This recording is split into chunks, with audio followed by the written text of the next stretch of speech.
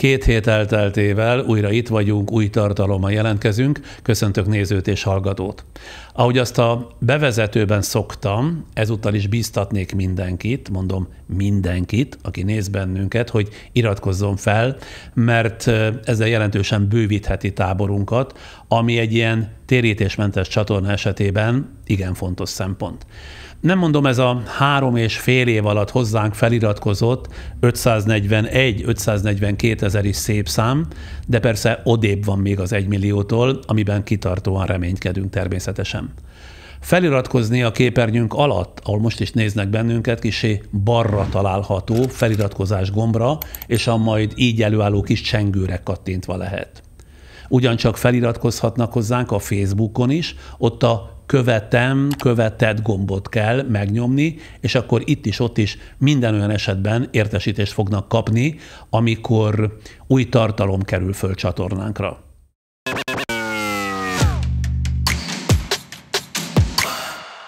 És ha most végre sikerült feliratkozniuk, akkor jöhet némi kivonat, előzetes a mai találkozásokból, beszélgetésekből.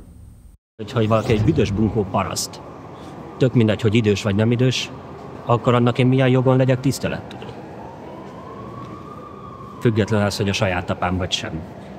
Menedzsmentet tanítok, de mi mást is taníthatnék. Egyszer csináltak velem egy tesztet, 1 éves volt a legkisebb, ugye volt egy 3 meg egy 5 éves mellette, akkor kezdtem a doktori tanulmányaimat. Szeretem az ilyen kihívásokat, hogy 3 kicsit nevelek, meg még mondjuk egy doktorit csinálok, és megnézték, hogy tudok-e párhuzamosan figyelni dolgokra, és kijött, hogy 99,5%-ban tudok. És azt mondták, hogy ez óriási eredmény, és mondtam, hogy szerintem nem lenne életben 3 gyerek, hogyha én nem tudnék egyszerre figyelni. Nehezen jön ki abból, ami dolgozik, és ezért kell kukázni? Hát ezért, és ez nem nekem én nem kukázásnak tartom, csak összeszedegetem a jó. Hogy hívja akkor ezt? Hát ez egy olyan keresett kiegészítés. Kukázás az más. Egy belül dédelgetett célom volt, hogy viszonylag hamar akár nyugdíjazni is tudjam magam. Tehát úgy kezdett neki a pályaépítésnek, hogy viszonylag hamar nyugdíjas legyek? Igen. Igen. Én New York és Budapest között élek, oda-vissza röpdösök meg. Tehát így fél lábbal itt is, meg ott is. És hogy került New Yorkba? Kimentem tanulni musicalt, és ott ragadtam. Én nagyon élveztem azt, hogy egy erőszakszervezeten belül a békés megoldást képviselhetem. Bár mondjuk egy erőszaktevővel szemben. Nem feltétlenül. Nagyon sokszor találkozunk olyan emberekkel, akiknek a legrosszabb napja van éppen. És ebben benne vannak azok, akik mondjuk öngyilkosságot szándékoznak elkövetni, akik csak belesodródtak valami nagyon súlyos cselekménybe, de alapvetően nem feltétlenül rossz emberek. Van 4 barátom. 4 barátod van. Fiúk vagy lányok? Hát mindkettő. Mindkettő? Nem szégyen. Miért mondod ilyen halkan? Mindkettő. Már udvarolsz is esetleg? Dehogy így. Mint ebből az előzetesből is láthatták, speciális podcast lesz ez a mostani, ugyanis nem a stúdiónkba készült, és nem is egy személlyel, egy témáról, ahogy általában szoktuk, hanem lementem az utcára, pontosabban a hozzánk közeli Asztória aluljáróba, illetve a keleti pályaudvar aluljárójába, és napokon át éppen aki arra járt, megszólítottam, és ha volt kedve hozzá, elbeszélgettünk. Hát mit mondjak, sok izgalmas emberrel és történetével volt szerencsém találkozni, 1-2 esetben olyanokkal is, akit korábbról már ismertem, vagy legalábbis hallottam, olvastam róla. Amikor elkezdtük rendezgetni ezeket a találkozásokat és beszélgetéseket, hogy milyen sorrendbe tegyük föl őket, az feltűnt, anélkül, hogy reprezentatívnak mondanánk válogatásunkat, hogy elég jellemző keresztmetszetet ad a mai magyar társadalomról ez a mostani összeállítás is, de a jövő héten csütörtökön felkerülő folytatás is. Ugyanis annyi izgalmas sors jött velem szembe, hogy nem lenne szívem nem közzétenni azokat is, ezért úgy döntöttünk, ma voltaképpen 6 vagy 6,5 történetet mutatunk be, majd meglátják, hogy miért mondom azt, hogy fél. 1 hét múlva, a jövő csütörtökön pedig újabb 5 sorssal és gondolkodással ismertetjük meg önöket. Mielőtt elkezdenénk, maximum 15 másodpercben természetesen következnek szokásos támogatóink. A műsorszám felemelő pillanatait a Nissan támogatja. OTP Travel, mert biztosan utazik. Váltsd a zöld megoldásokat valóra. Raiffeisen Bank. Váltsd velünk valóra. És akkor most már tényleg következzenek a hétköznapi emberek és történeteik két budapesti aluljáróból. When we were younger, we used to sit on the grass among the flowers, we just let the days pass. Szűcs Árpád kérem tisztelettel. Jó napot kívánok! És mi a foglalkozása? Jelenleg most a cég nevét nem mondhatom ki a dolgot, de egy üzemben vagyok hentes. Miért éppen hentes lett?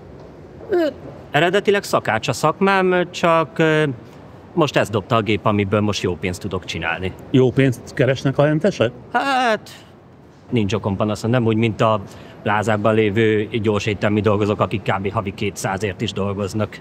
Szakállát mióta növeszti? Körülbelül egy éve. Miért döntött emellett a külső mellett? Szeretek önmagam lenni. És így önmaga? Így teljesen. Tehát nem arról van szó, hogy így megspórolhatja a borotválkozást. Na jó, egy kicsit az is. És egyébként tankcsapdás, látom a fején a sapkán. Fő profilom a tankcsapda, amiért rajongok, de egyébként mindenféle zenekart is meg. Ma például Cannibal Corpse koncertre megyek. Ma nem dolgozik, és akkor koncertre megy? Pont ezért kértem ki szabadságot. Hát másnap ugyebár most dolgoztam volna, csak mivel minden reggel szondáztatnak a munkahelyen, így nyugodtan berúghatok éjjel a koncerten. Mióta a tankcsapdás? Mióta rajongójuk? Amióta az eszemet tudom, kb. 4-5 éves korom óta. Meg tudná határozni, hogy miért ez a kitartó rajongás? Itt megvalósíthatom önmagam. Igaz, különböző emberek, különböző zenekategóriában, éles stílusban, vagy most tök mindegy, hogy politikai nézet, vagy akármi. Mindenki más ágazatban szereti megvalósítani önmagát, illetve kifejezni a belső ínyét. Mennyire fejezi ki önt az a munka, amit most éppen csinál? Őszintén szólva, az, hogy végre megtaláltam a helyem a világban. Mindig is vendéglátással foglalkoztam, egész életemben élelmiszerrel dolgoztam, mást nem is nagyon tudnék elképzelni. Szeretek alkotni, az ételkészítésben bőven ki lehet élni ezt a kreativitást, nem is lehet vele rosszul keresni, hogyha jó helyen van az ember, és tök mindegy ebbe a szakmába, hogy az ember keveset keres vagy sokat, éhen sosem marad benne. Az egy nagy igazság. Van családja? Mármint a sajátot még nem alapítottam, de igen. Most a szüleire gondol, ugye? Igen. Barátnője vagy felesége egyelőre nincs? Egyelőre szabadúszó vagyok. Hány éves? 31. És nem is volt ilyen társas kapcsolatban? Szeret szabadon úszni? Majd jön, amikor jön, most nem siettetem el a dolgot. Előttünk van az egész élet. Egyébként az élete, hogyha most a túl a zenén tekintünk, milyen? Hozzáállás kérdése, de nekem nincs okom most panaszra. Van például saját lakása? Hát a mai ingatlanárak mellette sajnos esélytelen. De abban gondolkodok, hogy megveszek valahol egy zártkert ingatlant, ahol hozzá tudok jutni valamennyire, és apránként a saját színvonalam szerint, meg elképzeléseim szerint apránként felépítem. Az apám is így csinálta. Van testvére? Féltestvérekkel együtt, vagy anélkül? Összességében? 6. És ebből mennyi a édes testvér? 3. És akkor még van ezek szerint 3? Igen, az apám előző házasságából. Szülei mivel foglalkoznak? Anyám egészségügyben dolgozik egy STK-ban, most apám meg már nyugdíjas. Hát az igazi apámtól külön. Jóban van velük? Anyámmal jó, hát az igazi apámat meg inkább nem részletezném. Sajnos vele nőttem fel, és hát nem vetette meg az alkoholt, olyankor meg eljárt a keze. Verte? Engem csak addig vert, amíg én nem kezdtem el elverni őt. Odáig jutott a kapcsolatuk? Hát úgy, hogy a saját anyámat nekem kellett megvédenem 13 éves fejjel. Szörnyű dolgokat élhetett át gyerekkorában. Az lehet, de engem nem köt le annyira, hogy mi volt és mi lesz. A múlt történelem, a holnap rejtelem, de a ma adomány. Ez megtanulom, hogy mondta? A tegnap már történelem, a holnap rejtelem, de a ma adomány. Becsüljük a jelent, mert jót jelent. Édesanyjával szoros a kapcsolata? Eléggé mindig is anyás típus voltam. És miután így felnőtt, az édesapjával a kapcsolata hova alakult? Apámmal már egy éve nem tartom a kapcsolatot, nem tudom, mi lett vele. El is költözött önöktől? Nem, mi költöztünk el tőle? Én örülök, hogy végre elszakadtam tőle. Annyira mély nyomot hagyott önben az agresszivitása? elszedhette a zseppénzemet, vagy amit megkerestem, apránként ilyen kisebb gyerekkori kerti munkák, stb. De úgy mondtam, úgy voltam vele, vigye csak. Elszedte még a zseppénzét is? Meg amit ön keresett? Előfordult. Vagy hogy esetenként lenyúlta a beiskolázásit, általában minden évben, mert hogy alkoholt nem lehet venni rajta, és olyankor abból gyümölcsöt, cukrot vett, az bort csinált belőle. Alkoholista az apja? Nem is az, hogy alkoholista, hanem mondjuk úgy, hogy lelencben nőtt fel egy ideig. Tehát árva gyerek volt? Fél árva. Nem hiányzik a vele való kapcsolat? Nekem ugyan nem. Én úgy vagyok vele, hogy ha túlságosan kötődök valakihez, főleg ez a úgy nevezett, hogy is mondják azt, aki vernek, de kötődik, ez a Stockholm-szindróma, vagy hogy hívják. Na szóval, de engem ez nem éri. Én úgy vagyok vele, hogy a saját sorsomért én felelek, én alakítom ki azt, amit szeretnék. Testvéreit is verte az apja? A testvéreimet is, de hát én voltam az, aki mindig fellázadt ellene a legjobban, úgyhogy én voltam mindig a soros. Nem fogadtam el az ő rendszereit, mert hogy nem a középkorban élünk végül is. Miket követelt meg öntől? Leginkább a tiszteletet. Na de hát az normális, nem, hogy a szülő a tiszteletet megköveteli a gyerekétől? Nem mindegy, hogy milyen módon. Mert aki, nem tudom, hogy ez mennyire lesz kicenzurálva, hogy valaki egy büdös bunkó paraszt. Tök mindegy, hogy idős vagy nem idős, akkor annak én milyen jogon legyek tisztelettudó. Függetlenül az, hogy a saját apám vagy sem. Lehet, hogy kicsit összefüggésben van ezzel a cudar gyerekkorával az, hogy a későbbiekben így elmagányosodott? Egyáltalán nem vagyok magányos. Mindig megvan a saját társaságom. Kikből áll az? Barátok, rokonok, ismerősök. Sosem vagyok egyedül. Meg persze a munkahelyemen és a kollégák olyanok már, mint egy nagy család. A kikapcsolódást javarészt a koncertekre járás jelenti? Javarészt a koncert, vagy az, hogy elmegyek bárhová, tök mindegy, hogy itt a városba, vagy bárhova a hegyekbe kirándulni egyet, esetenként vadkemping, sátrazás. Oda is egyedül? Többnyire? Igen, ez jó kis relaxáció. És soha nem érzi magát magányosnak? Ilyenkor feltöltődök energiával, úgyhogy nem igazán. Ami a közéletet illeti, arról van véleménye? Pár pillanat örülök, hogyha a saját életemet egyenesbe tudom tartani. De ahol tudok, segítek. Mire gondol? Például egyik nagy hobbim, hogy szoktam ilyen plüsskarmalautomatákban ilyen kis plüsseket kipacázni. Általában, ha több gyűlik össze, egy-kettőt megtartok magamnak, hogy legyen emlékem, a többit meg vagy az utcán sétáló gyerekes anyukáknak, vagy hogyha úgy van, akkor karácsonyonként fogom magam és eladományozom rászoruló gyerekeknek.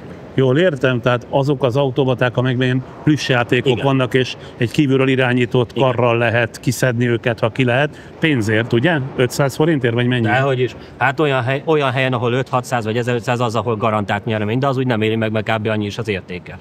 Csak 100 forint, vagy 200 forint. És akkor azt pecázgatja? Azt szoktam. Ide az Arena Plázás Tesco-ba szoktam járni főképp, mert itt azért van rutinom az automatát kiismerve, és olyankor van, amikor sorba állnak a szülők is, amikor éppen meg van töltve az automata, hogy segítsek már a gyerekeknek is kiszedni. De van ebben egy rutinja? Van ennek egy technikája. Ki lehet ismerni a gépet? Ki lehet ismerni. Van az a telefonnevezetű piros plüsskarmalautomata, általában 10-1-hez az esély, hogy sikerül nyerni, tehát kb. Minden 10 vagy 11. nyer. A másiknál meg szimplán csak azon múlik, hogy mekkora az adott plüss, meg hogy van bepakolva, illetve mennyire ügyes az ember keze. Tehát ha mondjuk 10-et kihalászik, az 10-szer 200 forint? Az 2000 forint. Az 2000 forint, és 2000 forintonként tud egy ilyen kis plüssjátékot szinte betonbiztosan kihalászni. Nem, az a pirosnál van. A másik automata, amivel sűrűn szoktam, a pirosban 400-at kell bedobni. A 200-asnál meg általában 10-ből 8 vagy 9 alkalommal sikerül, de van, amikor 2-3-at egyszerre, hogyha kisebbekről van szó. Csak arra akarok kiukadni, hogy olcsóbban úszta meg, mintha megvásárolna ezeket a kis plüssjátékokat? Pár hónappal ezelőtt, talán nyáron kifogtam körülbelül egy ekkora tigris plüssöt, a Mici Mackost. Hát néztem a Walt Disney logóval ellátottan, hát 200 forintig kihaláztam, a neten néztem, 35 rongyot ér. Hú, hát akkor még keres is vele. Azt gondolom eladta, azt nem ajándékozta oda a gyerekeknek. Nem, azt szépen megtartottam, mert az az eddigi legnagyobb fogásom. Sok ilyen plüssállata van otthon a szobájában? Hát összesen 104 darab. 104 darab kis plüssállattal él? A tegnapival együtt. Többnyire nyuszi, maci, meg ilyen kis tentika, amit a csecsemőknek szoktak kifogni. Néhány macska, hal, meg még a Tini Ninja Technőcekből megvan a Leonardo, meg a Donatello. Nevet is ad nekik? Hát nem, csak a rajzfilmes karakterük. Én nevet nem szoktam adni nekik. Azt hittem, hogy szólítgatja is őket. Hát az csak a gyerekek, a pszichopaták, meg az alkoholisták szokták. Örülök, hogy megismertük. Én is örülök. Köszönöm szépen. Köszönöm jó szépen. Koncertélmény mára. Közös képet azért szabad. Igen, jó, persze. Right now it's all falling apart. Right now you don't know where to start. Miskolcon élek, pontosabban mellette Felső Zsolcán, és én most egy konferencián voltam, mert én egyetemi oktató vagyok, és itt volt egy konferencia Budapesten, ezen vettem részt. És most megy vissza? És most megyek vissza, igen. Én közgazdászként végeztem meg politológusként, aztán volt egy pár évem a versenyszférában, és amikor megszületett a harmadik gyerekem is, viszonylag gyorsan 4 év alatt szültem 3 gyereket, akkor úgy gondoltam, hogy egy picit másabb irányba mennek, és akkor kezdtem egy doktori programot, és azóta pedig már oktató vagyok. És Miskolcon? Mindig is. Jó város Miskolc? Szeretem Miskolcot, de jobban szeretem Felső Zsolcát. Nem véletlenül élünk ott, ez egy kisváros mellett egy pár kilométerre. Férje mivel foglalkozik? Zenész, klasszikus zenész, körművész. A Miskolci Szimfonikus Zenekarban.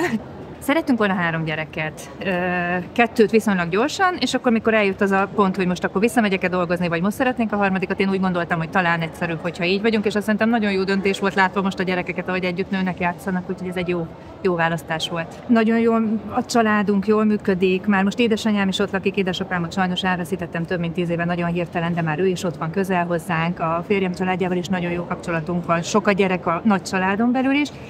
Szakmailag meg úgy érzem, hogy most azon a szinten vagyok, amit mindig szerettem volna. Egyetemi docens vagyok, jó közegben mozgolódom, szakmai kihívások vannak. Én idén vagyok 40 éves, ez ilyenkor az ember mindig húz egy vonalat, hogy akkor mi történt, mert hát azért valahol csak a félúton vagyok, és azt gondolom, hogy én ettől boldogabb vagy jobb helyen nem lehetnék, mint most. Minden jól történt ebben az első 40 évben? A társam tényleg társam.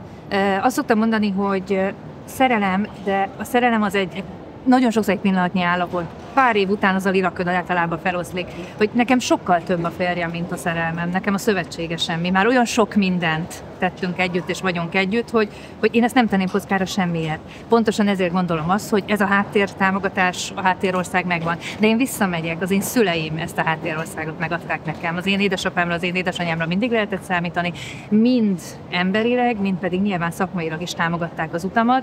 Ehhez ők rengeteget dolgoztak, rengeteg dolguk volt, úgyhogy én azt gondolom, hogy vegyészmérnök volt édesapám, édesanyám pedig egy patikában dolgozott. Úgyhogy azért volt egy pillanat, amikor még gondolták, hogy nekem a kémia irányába kellene menni, de jelentősen ellenálltam. Viszont cserébe a műszaki egyetemen végeztem, tehát hogy azért mégiscsak egy picit próbáltam abban az irányba menni. Ott lettem közgazdász, igen. Egyedüli gyerekkel szüleinek? Nem, van egy 5 éve fiatalabb öcsém. Ő is közgazdász egyébként, így kisebb kitérések után, de ő is közgazdászként végzett. Ő is ott él a közelükben? Nem, ő Mosonmagyaróvárad. Az ország másik végében. Így van, pontosan, igen. Kapcsolat jó önök között? Igen, jó a kapcsolat. Törekszik is rá, ugye az a típus, hogy ha valami nem úgy alakul, akkor kézben tartja a dolgokat. Hát, igen, mondhatjuk azt, hogy egy kicsit kontrolláló személyiség vagyok, de igen, mondhatjuk ezt is. Igen, erről a férjem biztos többet tudna nyilatkozni. Időnként túlzásba viszi, azt mondja? Ő nem mondja, de én érzem. Tehát, hogy van az a pillanat, amikor már érzem, hogy lehet, hogy én már előre 3 forgatókönyvet leforgattam a fejembe, hogy ez majd hogy lesz, és neki már csak azt a 4. változatot mondom, és akkor néz rám, hogy de még ezek nem történtek meg.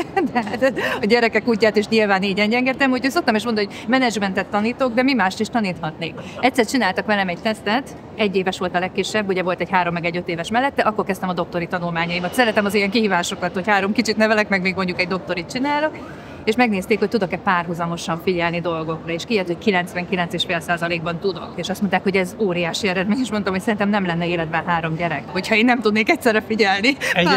Egyébként ez női sajátosság, tehát ezt mérték, hogy mondjam, nemzetközi szinten is, én emlékszem erre a kutatásra, hogy a nők minimum, de lehet, hogy maximum, ebben már nem vagyok biztos, 3 felé tudnak figyelni. Próbálja ki ugyanezt a férjével, 2 felé sem. Most a konkrét szemét nem megbántva, csak általában 2 felé sem tudnak figyelni. Tehát valahogy ez egy női specialitás. Igen, mondják, de én azért azt mondanám, hogy én nem mondanám ezt olyan óriási nagy specialitásunknak, mert nem olyan minőségű az a 3 dolog, amit egyszerre mozgatok, mint hogyha külön-külön egyel foglalkoznék. Nekem ez a kritika ott van a fejemben, pontosan tudom. De az, hogy miközben nekem mondjuk a szorzótáblát mondta a másodikos, meg kellett kavarni a levest, hát egyik se történt semmi, ha véletlenül a 2x8-ra azt mondta, hogy 18, ki tudtam javítani anélkül is, hogy komolyabb probléma lenne, ugyebár. A férjemmel nagyon jó, mikor este beszélgettünk, és akkor ő már már nagyon szeretne valami más csinálni, vagy mondjuk elkezdődött a foci meccs, most minden este van valami Bajnokok Ligája mérkőzés, és akkor látom azt a függönyt, ami a nyitott szeme mögött valahol megy le, és biztos, hogy eljutnak hozzá hangok, de hogy nem azok a mondatok, amit én mondok, az biztos. De nagyon jól tudja imitálni, és nekem meg a minőségi figyelemre szükségem van, úgyhogy szerintem kiegészítjük egymást. De akkor a kalapot ön viseli a családban, lehet ezt mondani? Igen, de egyébként ő adja rám ezt a kalapot. Hogyha lehet ilyen képi analógiával élni. Jól hangzik, de akkor kicsit részletezzel. Én azt gondolom, hogy nincs olyan kérdés, és ez akármilyen apró cseprő kérdés, amiben én nem kérdezem meg az ő véleményét. Az egy dolog, hogy van El is fogadja? Ilyenkor szoktunk egy kicsit konfrontálódni, de ha már egy jó pár hónapja nem konfrontálódunk, akkor valamit úgyis kikényszerítek. Szóval jobban jár, hogyha hamar konfrontálódunk egy kisebb ügyön, és akkor nem egy nagyon fog csattanni majd. Látva a világ pillanatnyi állapotát, hogyan gondol a gyerekei jövőjére, vagy mit gondol erről?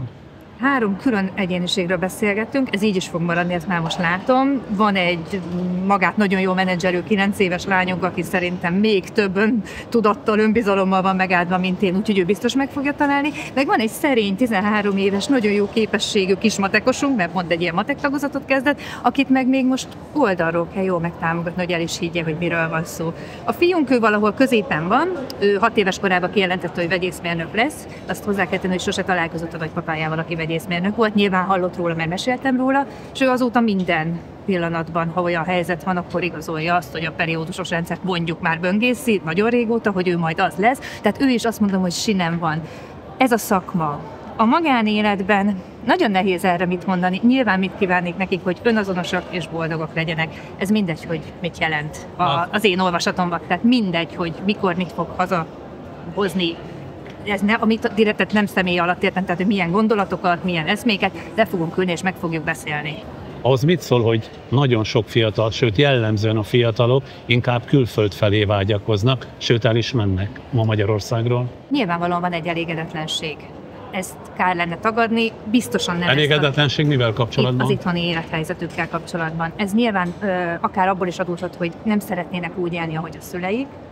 Már a mi generációnknál talán töredezett ez egy picit, de az én szüleim még rendkívül szabálykövetőek voltak, és amit mondtak, azt úgy csináltak. Én is ez a fajta voltam, már csak azért is, mert legnagyobb gyerekként, ugye szoktam mondani, hogy az első balgaság, hogy olyan szabálykövető, olyan egyszerűen gondolja, hogy ahogy mondanak. A mieink már nem ilyenek, az én gyerekeim már nem feltétlenül ilyenek, és ez nem baj.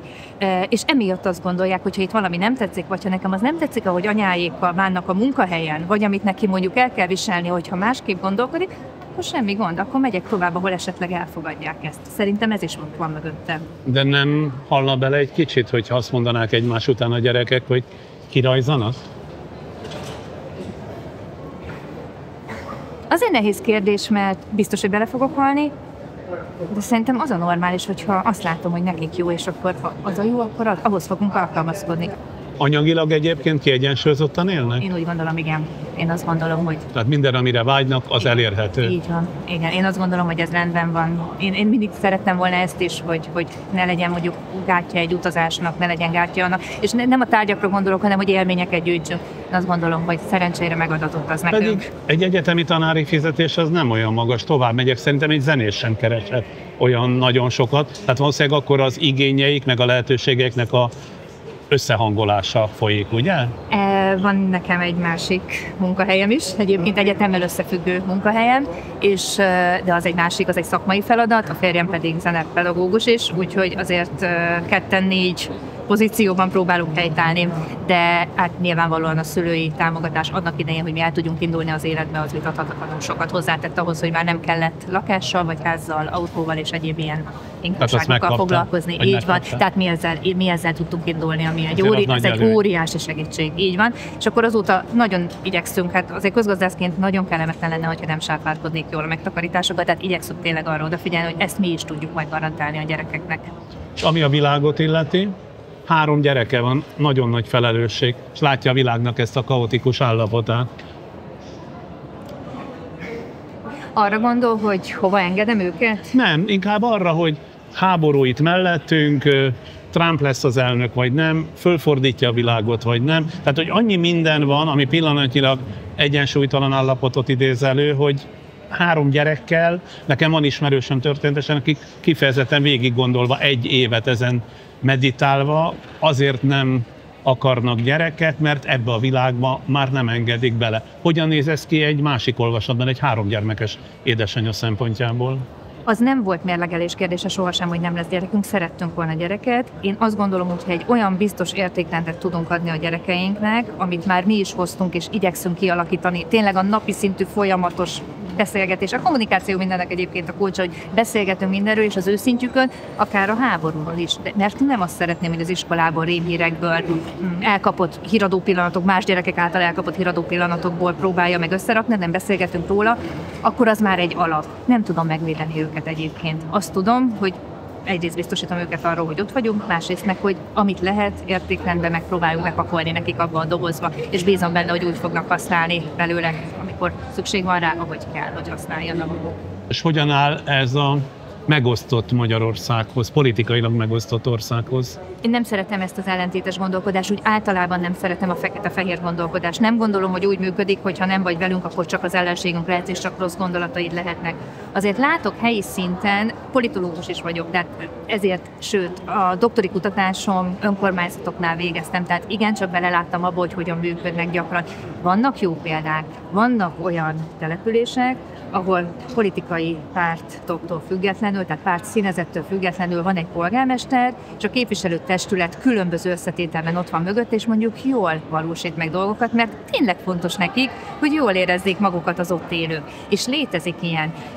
Én szerintem itt egy kulcs momentum van, az a polgármester, vagy az a helyi vezető, nem biztos, hogy polgármester, lehet, hogy egy civil szervezet vezetője, aki egy olyan innovátori szemlélettel tud oda menni, és azt mondja, hogy kicsit emelkedjünk már felül, és ne az legyen, hogy te holnap ki tudsz ebből venni valamit, vagy mindenképpen a másikba rúgjunk bele, mert ő a gipszpártól jött, hanem igenis próbálkozunk együtt gondolkodni. Tehát, hogyha erre egy kicsit nyitottabbak lennénk, de úgy érzem, hogy ez még nagyon nem megy, mert a bizalom hiányzik.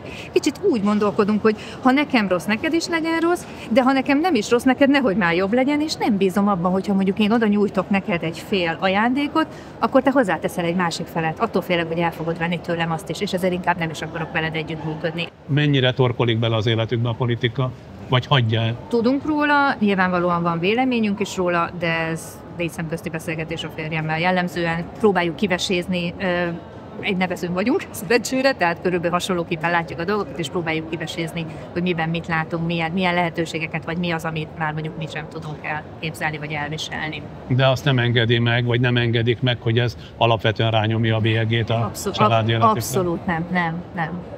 És politikáról, és inkább szakpolitikáról beszélgetünk, mint pártpolitikáról. Eléri még a vonatot. Köszönöm szépen, további szép napot. Csókolom a kezét.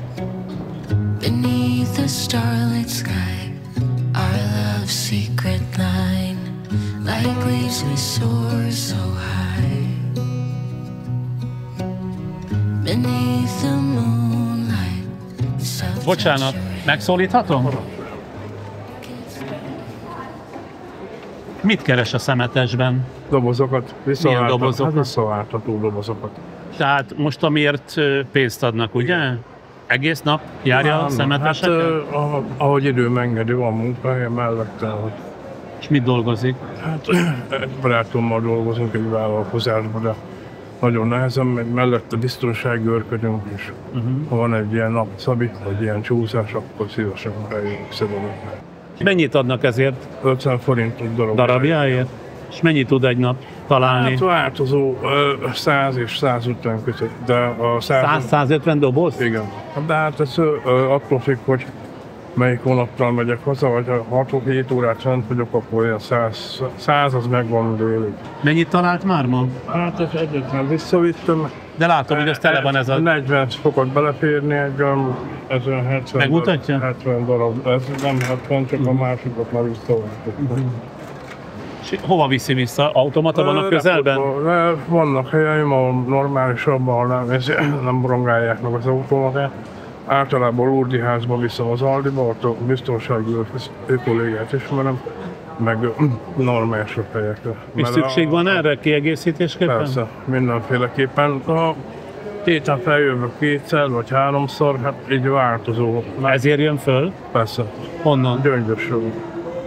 Mert itt több dobozt talál a kukákban, mint Gyöngyösen? Kiszedik mindenki, mert vannak többen. Hát változó, heti viszonylatban egy 15-től 30 ezer, attól függ ez. Heti 15-30 ezret tudva a visszaváltással keresni? Hát nagyjából. Nem, ez egy olyan, hogy van, amikor nem van, ez szerencsé. Abszolút semmitől nem függ. Azt mondta, hogy főállásban éjjeli őr? Vagy biztonsági őr? Nem, biztonsági őr is vagyok, de egy vállalkozásból dolgozom külön. És úgy mennyi pénz jön össze ezekből? Az egészből? Havonta? Hát olyan 250 000 forint, ebből a reportot, ezt most kezdtem egy jó hónapja. Maximum olyan 250. De már az állásával együtt? Mindennel együtt szakomból. Családja van? Öcsémmel élet egy háztartásban. Öcsémmel? Igen. Családja nem is volt? De volt. Elvált? Nem. Mi történt? Hát a feleségem meghalt már 24 éve, és azóta volt ilyen élettársi kapcsolatom, de az nem jött be, és inkább egyedül. Már nem úgy egyedül, hanem hogy mint tartósabb kapcsolatban. Gyereke? Nincsen. Akkor nehezen jön ki abból, amit dolgozik, és ezért kell kukázni? Hát ezért, és hát ez nem nekem nem kukázásnak tartom, csak összeszedegetem a jó. Hogy hívja akkor ezt? Hát ez egy olyan keresett kiegészítés. Kukázás az más, amikor élelmiszert meg ilyeneket szednek a kukával. Erre kifejlesztett külön egy botot? Van egy ilyen széthúzható bot. És ez mit tud ez? Hát belenyúlok volna, beleteszem a szájába, megmutatom, itt van egy ilyen rész, ami megakad, ez így ide fúzva. Aha, és leakad. És akkor ki tudom belehúzni, kell megfogni. Mire telik az életében? Tehát élelmiszeren kívül nem valami. Ez sokra. Mit tudom én, most hűtőt cseréltünk arra egy darabig. Spórolni kell. Úgyhogy... Hány hónapot? Hát legalább vagy 2 vagy 3, de volt tartalék. Most ilyeneket, hogyha valami tönkre megy arra, vagy 3-4 hónapot így spórolni kell. Vagy ha megveszem egybe, akkor meg a élelmiszerre nem marad, vagy ez vagy az. És hogyan élnek? Öccsével együtt? Ő dolgozik, és akkor hát ő ezért állandó munkájával megkapja a fizetést, akkor kifizetjük a rezsit, és ami marad abból. Neki is volt élettársa, csak hát most ezzel. Szétmentek, ennyi. Van szakképesítés? Van. Csak mi? Gépi forgácsoló lenne, de már az abban, vagy 20 évet kihagytam, nem is volt akkor egyáltalán erre igény, csak az utóbbi 5 évben, és nem tudom, egyszerűen nem tudom folytatni, mert olyan szinten elfejlődött a világ, hogy bele kéne tanulni. Miről szól az élete a munka mellett? Hát, erről el szoktunk járni autóversenyekre, élnek. Autóversenyekre? Aha. Hát erről miről szólna. Hát most már 54 évesen voltam, hol kapkodjak. Boldog ember? Hát mihez képest? Ahhoz, aki ott fekszik, ahhoz képest igen, de ugyan magammal hát nincsenek ilyen önértékelési zavaraim, de elégedetlen vagyok, de hát ezt majd magammal kell. Elégedetlen mivel? Hát magammal. Hogy? Hát, hogy csinálhattam volna másképp is, de körülményekre meg ilyenekre fogtam a dolgokat, de végül is nem tudom. Önmagát hibáztatja, hogy nem jutott többre? Hát most én nem hibáztatom a körülményeket, mert ugye én döntök a saját sorsom felül, ez inkább igen. Nem ilyen önmarcangoló típus vagyok, de azért belátom, hogy csinálhattam volna másképp is. Most én nem Orbán Viktort meg ezeket hibáztatom ezért, hogy most ide jutottunk, ez egy folyamatnak a vége, majd meg lehet. Milyen folyamatnak a vége? Hát ami rendszerváltás után én nem tudom, ilyen értetően akarom kifejezni magam. Rendszerváltás után úgy érzi, hogy jócskán csökkent az életszínvonal, meg a lehetőségek? A középosztály az teljesen megszűnt, szerintem mindenféleképpen. Hát most már csak ilyen szegény ember van, úgymond, aki napról napra él, meg gazdag ember. Ennyi. Na, a saját magam véleménye, abban a társaságban, amiben vagyok, ott elmondom, de ott is szélsőséges emberek vannak, meg széthúz mindenkit. Van azért egy baráti társasága? Hát persze, és akkor már megbeszéljük a dolgokat, de mindenki a maga hülyeségét fújja.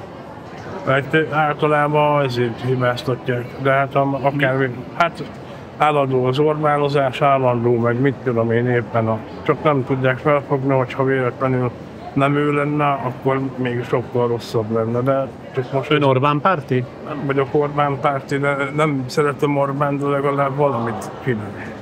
Mire gondol? A többihez képest, hát most is Brüsszelben reggel még otthon voltam, gyöngyösen hallgattam a rádióban, a Kossuthon, amit mondott, legalább megpróbálja az érdekeiket képviselni a magyaroknak. Ilyen hülyeségek nem érdekelnek a Lőrinc, meg ilyen marhaságok, mert az egy teljesen független dolog. Az nem érdekel, hogy mondjuk egy gázszerelő 10-15 év alatt 100 milliárdokat keresett? Ez a törvényeknek a hézava, hogy nem ott rohadt Márion Osztrán, az a törvényeknek a ezért. Becsületes úton nem bírtam megkeresni, ha meg megkereste úgy, akkor meg nem sajnálom tőle. És az nem jut eszébe, hogy öntől is elveszik? Hát mindenkitől elveszik, de ez egy olyan dolog, hogy a köztől már nincs közszolgáltatás, rossz minden, az önkormányzat egy ilyen bújtatott embereknek a tömkelegen, meg ilyen sógor, koma, rokonok az egész. Ebből túl sokan vannak arra, hogy befolyt összeg. De most nem a Lőrincről beszélek konkrétan, hanem mindenkiről. Aki már középvezető, az már elteszi magány. Azt mondja, hogy mindenki lop, aki megteheti? Nem, hát szerintem biztos, mert abból a fizetésben, amit kapnak, abból nem tenne. Mindenki nem érdekel. Mindenki elvesz a közösből, alsó szintről végig felfelé, és akkor azért nincsen semmi. Miből tájékozódik? Hát biztos nem az M1-ből, mert azt ki is programoztam a tévéből. Miért? Hát mert nem tartom reálisnak. Azon kívül, hogy néha meg szoktam nézni, de kapcsolom sem. Miért? Mit gondol róla? Nem hiteles önnek? Nekem nem hiteles. Egyoldalúan nem hallgatják meg a másik fél. Olyan, mint a média kormány. Minden ez van, az van, másik fél soron nincsen képviselő. Ha van, akkor meg. Egyébként a Kossuth Rádiót hallgatom interneten majdnem 24 órán keresztül. A Kossuth Rádió nem egyoldalú? Nem, mert a régi szerkesztők megvannak, meg felvettek újakat, és akkor egyszerűen változatos a műsora, és ez nem ilyen egyoldalú hülyeség, mint az M1-en, hogy 3 percenként bemondják ugyanazt. Most a hírszerkesztő leírta, és akkor egész nap azt hallom, utána délután megint egy újabb vadagot, semmi nincs benne. Ezt már mindenki tudja, máskülönben meg az internettől tájékozódom, nem vagyok Facebookon.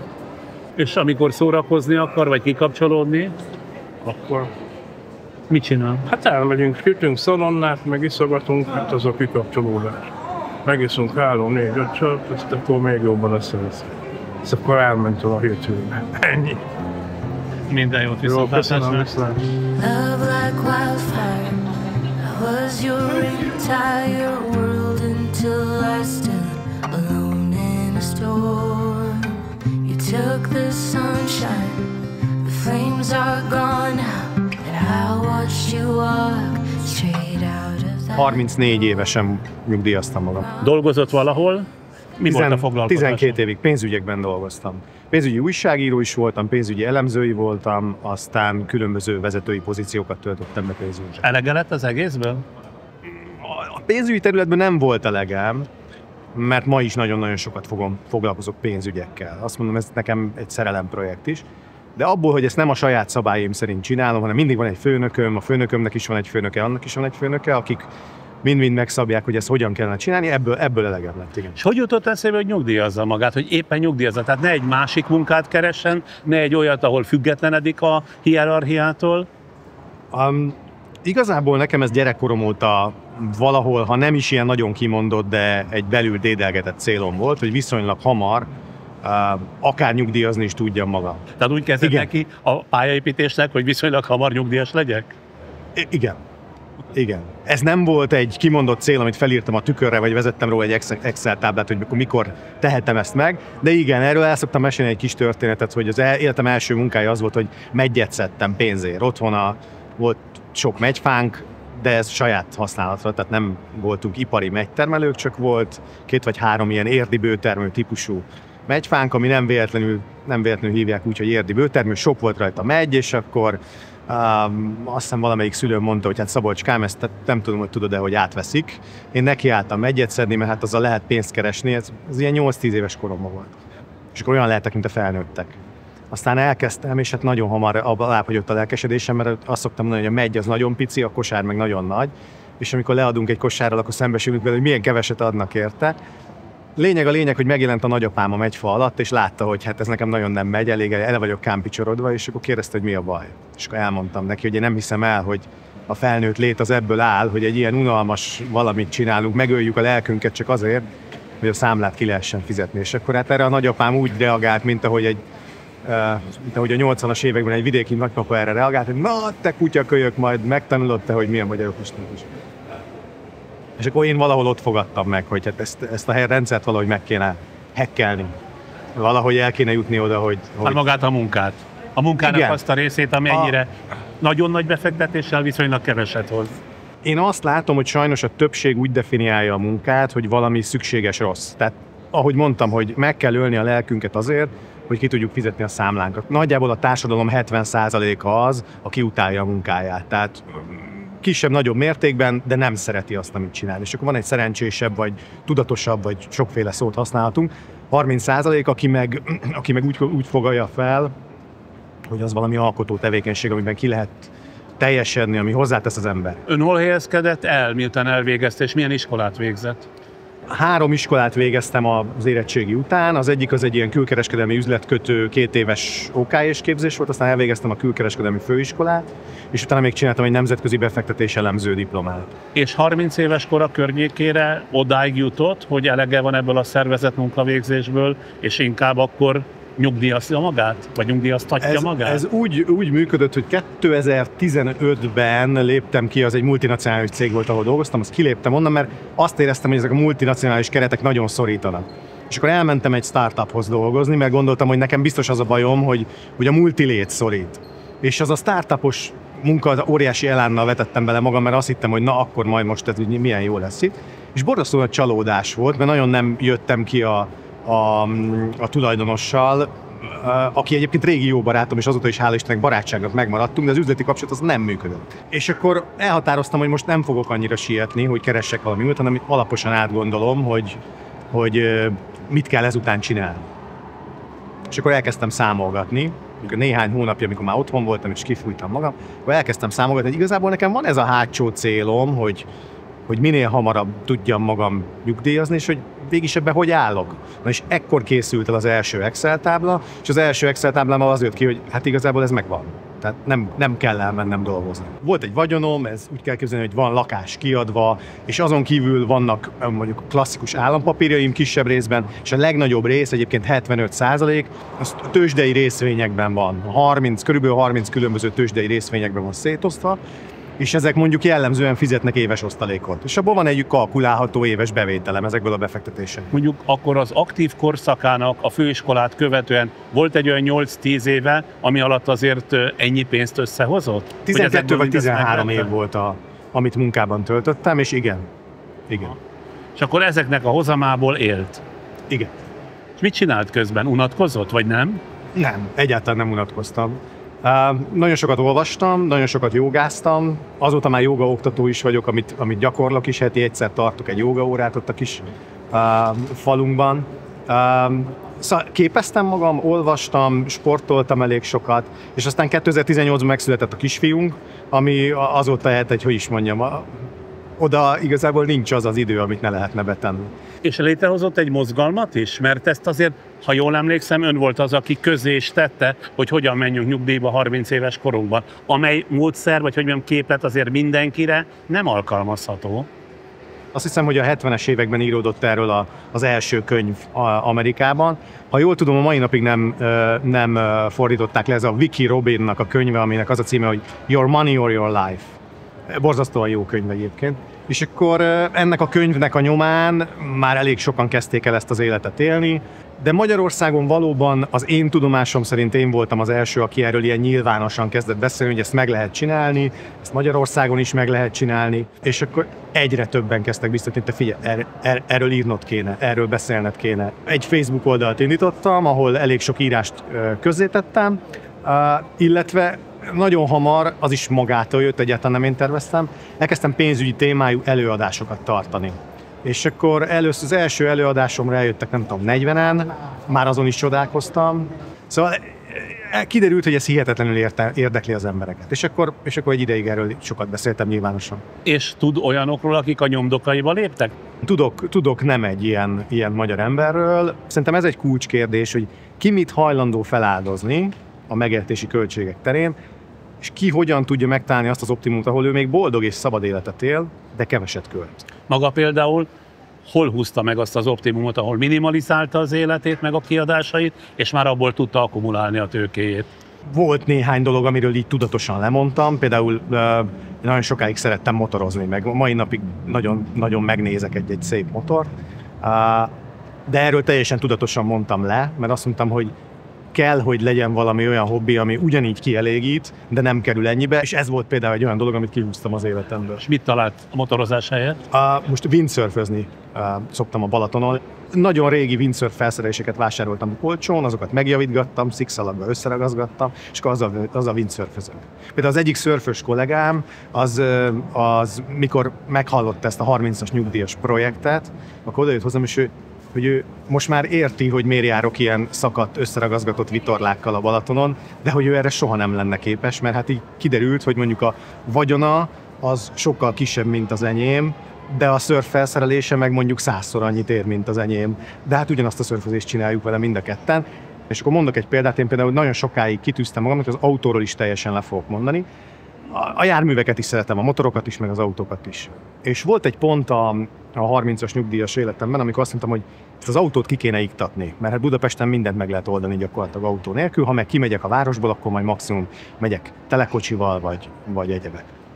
És akkor megpróbálkoztam, mert meg is hirdettem az autómat, és meg is jött a vevő rá, és nagyon meg akarta venni, és hát az volt, hogy 3 napig nem aludtam. Tehát szó szerint álmatlanul forgolódtam. Mert fájt, hogy túl kell adni az autóját. Igen, nagyon fájt. És akkor rájöttem, hogy azért ez nem erről szól. Tehát, hogyha kiiktatunk olyan dolgokat is, amik amúgy a mindennapjainkhoz, a boldogságunkhoz hozzátesznek, akkor az nem a megfelelő út. Tehát az már akkor ilyen valamiféle aszkéta életmód, amit azért igyekszem elkerülni. Úgyhogy akkor fel is hívtam a kedves vevőt, és mondtam, hogy bocsánat, de az autó mégsem eladó, igen, és megvan az ötös. Tehát nem csak arról van szó, hogy az első 12 évében a tőkét, vagy legalábbis a pénzeid nagy részét félretette, és megpróbált abból különböző befektetések árán boldogulni, hanem egy csomó mindenről lemondott, tehát átalakította az életmódját. Ugye jól értem? Igen. Mondjuk ritkán járunk étteremben. Nagyon nagy hangsúlyt fektetünk arra, hogy főzzünk magunknak, és mondjuk a munkahelyünkre mindig vittük a kis dobozkánkat és melegítettük. Mondjuk a multicéges hierarchiában velem egy szinten lévő kollégák, azok nagyon csodálkoztak ezen, amikor ők mindannyian mentek ki mondjuk délben ebédelni ilyen-olyan frankó helyekre, és én mondjuk azt mondtam, hogy bocs, én hoztam magammal a krumplis tésztát. Vagy mondjuk egy bevásárlásnál. Ruha nagyon jó példa. Na ez például tök jó, hogy például kaptam használt ruhákat. Ez se derogált nekem soha, hogy mondjuk turkálóba vásároljak. Vagy mondjuk a barátaimtól elfogadjam azt a használt ruhát, hogy figyelj, azt mondta, hogy ezt nem veszem föl. Én ránéztem, meg őrült tényleg, meg semmi baja. És akkor odaadták a barátaim használt ruhákat, én abban még évekig jártam. Vagy mondjuk nem tudom, kaptam valahonnan egy reklámpólót, és akkor azt így hordtam. Szóval ezekkel nekem nem volt problémám. Még egyszer mondom, nagyon sok ember számára ez nem lemondás, ezt én is tudom. De hogy ott abban a közegben ezt volt, aki erre rácsodálkozott. De körülbelül mennyi volt az a pénz, amit hány éves korára összehozott ahhoz, hogy onnantól kezdve tényleg tudott passzívan nyugdíjasként élni? Van olyan blogger, aki a saját számait forint fillérre kiteszi a blogjába, és ezt lehet követni. Én eddig még nem jutottam el. Én annyit hoztam erről nyilvánosságra, amikor nyugdíjba mentem 2016-ban. Akkor annyit hoztam erről nyilvánosságra, hogy szerintem jelenleg 30 és 300 millió forint között van, amit akkor mondtam, hogy jelenleg, az az összeg, amivel nyugdíjba lehet menni. 2016-ban, amikor ön elkezdte? Igen. És én is ebben a sávban voltam. Tehát 30 és 300 között? Igen. Már akár 30 millió forinttal is? Igen, de ahhoz, azt akkor is írtam, hogy ahhoz már olyan életet kell élni, amilyet mondjuk én nem akarok. Erre van egy képlet, amit aztán hosszabban is ki lehet persze fejteni, de a lényeg az, hogy körülbelül az éves megélhetési költségünknek a 30-szorosát kell félretenni ahhoz, hogy ez működjön. Magyarul. És ehhez ki kell tudni számolni. Mennyi egy átlagos életmód mellett az éves költség egy ember számára? Én ezt nem tudom megmondani. Én ezt nem tudom megmondani. Én arra forint lehet olyan 4-5? Szerintem az nagyjából reális. Tehát, hogyha valaki ilyen havi 400 000 forintot költ, szerintem átlagban, még egyszer mondom, az reális. Na de én találkoztam olyan ismerőssel, aki azzal a kéréssel fordult hozzám, hogy segítsek neki, mert adósodik el. Én tudtam, hogy nagyon jó munkája van, és megkérdeztem, hogy ez hogyan lehetséges, mégis mennyit keresel. Mondta, hogy 3 millió forint nettó. Ez ilyen 5 éve volt.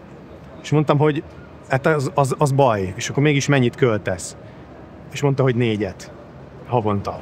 Tehát 3 milliót keres, és 4 milliót és 4 költ, és így nőtt az adóssága. És akkor együtt leültünk, és a vicc az, hogy ennek a srácnak egy komplett Excel-e volt arról, amiben benne volt, hogy pontosan mire költött el a 4 millió forintot.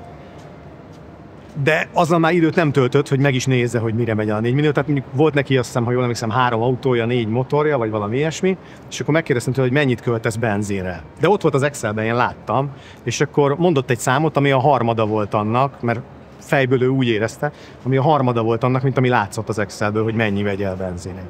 És mondtam, hogy hát igen, ezzel lehet, hogy többet kéne foglalkozni, hogy az a tisztába is legyél, hogy mi kerül be az Exceledben, a saját bevallása szerint sem nézte meg soha, de töltötte lelkesen. Ön mind a mai napig tudatosítja önmagában, hogy mire mennyit költ, illetve mennyit érdemes költeni? Tehát ezt az árérték arányt folyamatosan fejben tartja? Rendszeresen vezetek statisztikát, havonta egyszer legalább 1-2 órára leülök, hogy átnézzem a vagyonom alakulását, és ugye implicit a vagyonom alakulásában benne van az is, hogy mennyit költöttem, hiszen azt tudom, hogy mennyi volt mondjuk egy hónapban a bevételem, akkor nagyjából ki lehet számolni, mennyi volt a kiadásom is. Tehát azt mondom, hogy ezt követem, de mondjuk így tételesen már nem. Mivel telnek a napjai? Rendben van, jogázik, meg jogaoktató lett. Nem unalmas így az élet? Nem. Most hány éves? Nem. Most vagyok 42. 42 évesen nyugdíjasnak lenni? A szüleim 91-ben lettek vállalkozók, és ennek a családi cégnek az életében én elég erősen bekapcsolódtam. Mondjuk azt mondom, hogy egy ilyen napi átlag 4-6 órát szerintem teszek bele. Sok időt töltök a ház körül, sok időt töltök a családdal, sok időt töltök azért most is olvasással, bár messze nem annyit, amennyit szeretnék. Sok időt töltök a jogázással, igyekszem túrázni, sportolni, illetve hát szeretünk azért kirándulni. Ha jól értem, ezt a 800 000 forintot a különböző befektetései hozzák minden hónapban, vagy nyilván ennél talán többet is. Nem. Ezt úgy kell érteni, hogy ezt a 800 000 kötőjel 1 millió forintot, amit mondjuk elköltünk havonta, amiben még egyszer mondom, nem vagyok teljesen biztos, egy fölső becslést mondtam szerintem, ezt ketten tesszük össze a feleségemmel. Tehát a feleségem ma is aktívan dolgozik. Ő nem megy nyugdíjba, nem beszélte rá? Nem. Szóval ezt, amit havonta elköltünk, ezt ketten teremtjük elő. És akkor ő munkajövedelemből állítja elő azt, amit beletesz a családi kasszába, én meg tőkejövedelmekből állítom elő leginkább. Nekem egy kicsit az a benyomásom, hogy tulajdonképpen persze, hogy az a következmény, hogy fiatalon lett aktív nyugdíjas, vagy hogy mondják ezt, de hogy voltaképpen ön egy nagyon takarékos, nagyon megfontolt ember, és ebből csinált ideológiát. Szerintem ez egy találó megfogalmazás. Én szeretek magamra úgy gondolni, mint aki takarékos ember, és sok ismerőstől, baráttól megkapom ezt a visszajelzést, hogy én takarékos vagyok, sokan azt is mondják, hogy túl takarékos vagyok. Mindig azt szoktam mondani, hogy a pénz az sok mindenre nem megoldás. Tehát például az elmúlt 5 évben sajnos sok családtagot elvesztettünk, voltak nagyon komoly betegségek a családban, tehát ezektől a pénz nem véd meg attól se véd meg a pénz, hogy mondjuk bekerülök egy dugóba, vagy sorba kell állni a postán, tehát azért nagyon sok kicsi és óriási tragédia van az életben, amire ez a fajta életmód sem jelent megoldást. Szóval, de azt gondolom, igen, minden rendben van. Minden alapvetően azért harmonikus életet. Igen. Köszönöm szépen. Minden jót, viszontlátásra. Viszontlátásra. I'm getting tired of your bullshit. I'm tired of your voice.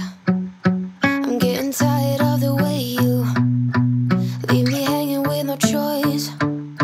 If you would ask me long ago, back when you seduced me, yeah, I felt. Itt akkor most jöjjön nem több mint 30 másodpercben 3 támogatónk üzenete, aztán már folytatjuk is az életmeséket. A világ szépségei felfedezésre várnak. OTP Travel, mert biztosan utazik. Váltsd a családi álmokat, a saját utadat és a szenvedélyedet valóra. Raiffeisen Bank. Váltsd velünk valóra!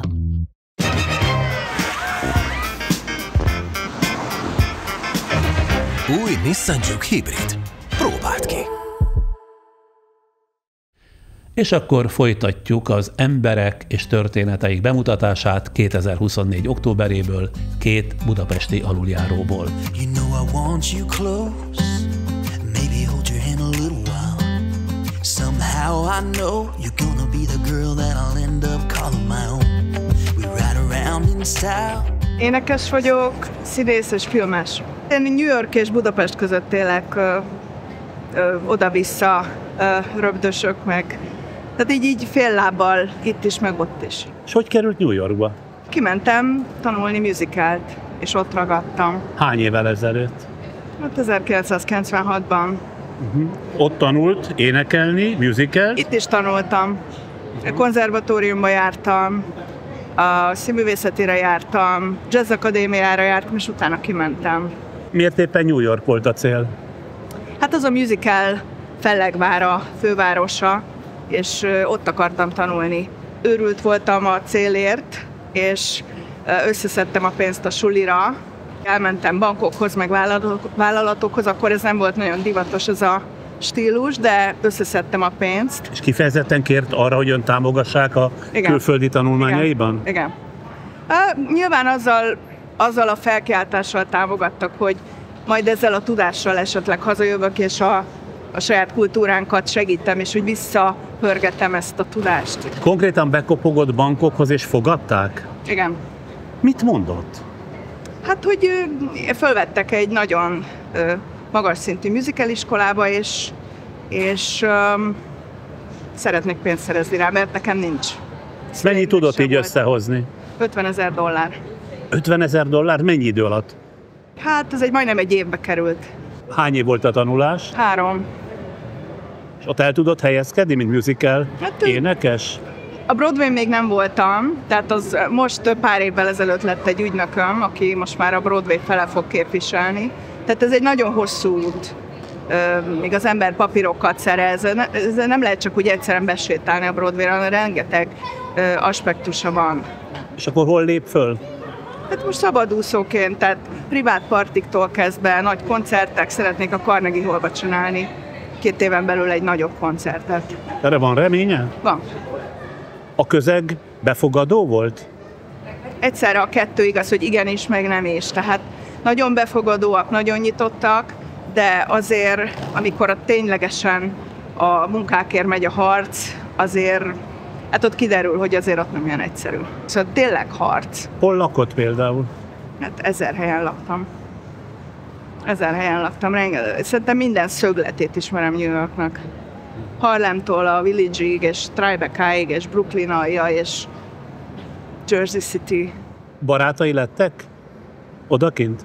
Igen, azt mondhatom. Ez egy elég, tehát ezt a szót én nem használom olcsón, tehát, de azt hiszem, hogy van 1-2, igen. És amikor kiment 97-ben, akkor teljesen egyedül volt? Igen. Így rászánta magát? Én nagyon akartam. Teljesen őrült voltam. Mostani szemmel visszanézve talán nem menne.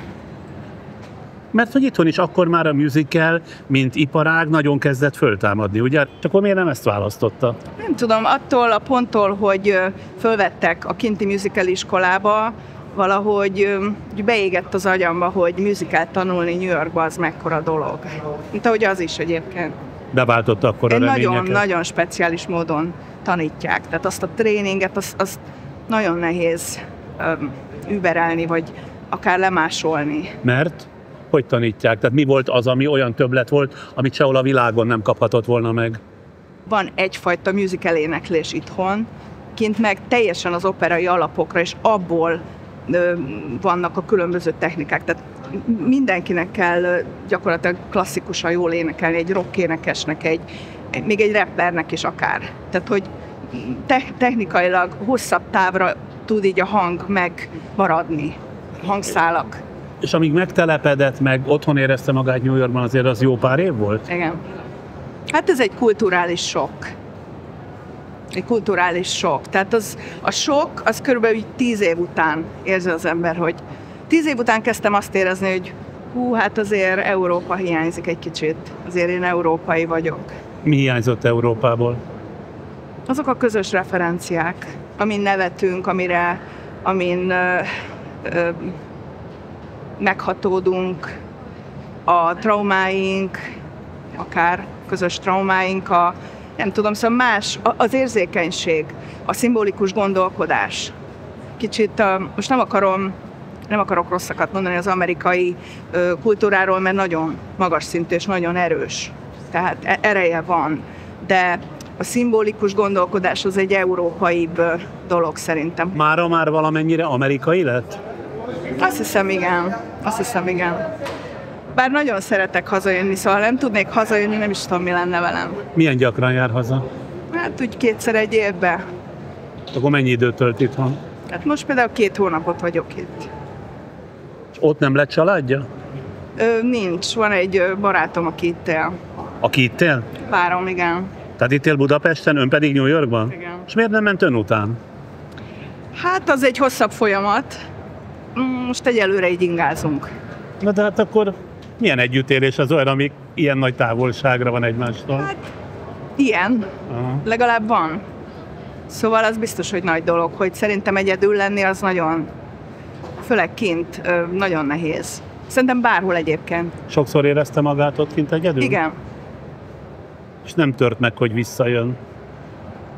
Hát nem olyan könnyű visszajönni. Szóval aki belekóstolt bizonyos dolgokba, ami ott megadatik, nehezebb.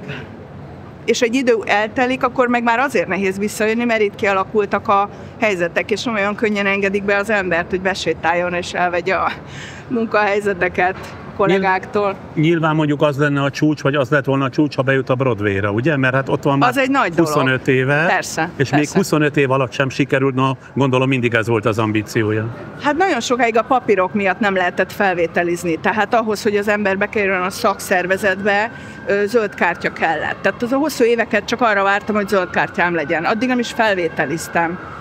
Csak a szakszervezetből lehet a Broadway-ra, hát alulról bekerülni. Persze, ha valaki egy filmsztár, akkor fölülről esik be a Broadway-ra, mint sztár. Szóval nagyon sokáig a papírok miatt.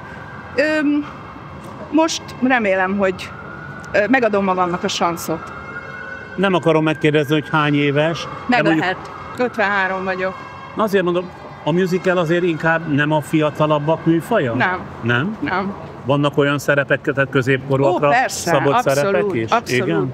Ha valaki jól énekel, úgy táncol, és olyan lebilincselő személyiség, az a szerep megtalálhatja. Ön ezzel a 3 erénnyel mind rendelkezik? Hát kell, hogy higgyek benne. Különben nem tudnám csinálni. De jól érzi magát a bőrében? Jó. Igen. Őszintén? Nem hangzott meggyőzően? Kicsit igen, volt benne valamiféle ingatagság, vagy nem tudom én.